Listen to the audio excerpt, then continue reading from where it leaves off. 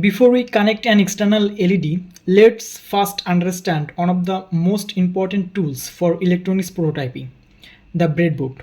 So, what exactly is a breadboard? It's a rectangular plastic board with a lots of small holes in it. These holes are used to insert electronic components and wires without any soldering. That's why it's called a solderless prototyping board. It helps us build and test our circuits easily.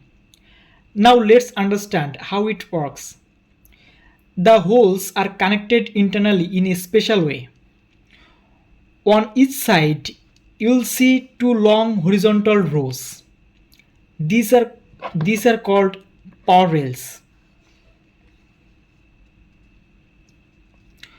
One is usually marked with a red line and other with a blue or black line. In the middle, we have vertical columns of 5 holes.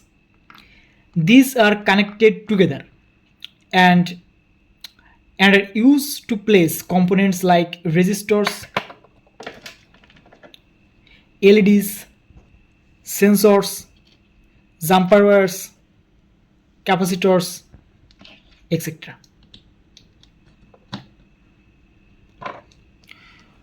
One important thing to remember is there is a gap in the center of the board.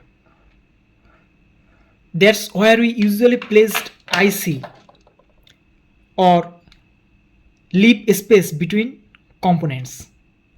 So, in simple terms, a breadboard allows you to connect your circuit without making it permanent, which means you can change or fix it easily. It's reusable, beginner friendly, and a must-have tools for Arduino project. Alright, now that you know what a breadboard is and how it works, let's move on to modifying the blink code and connecting an external LED using the breadboard.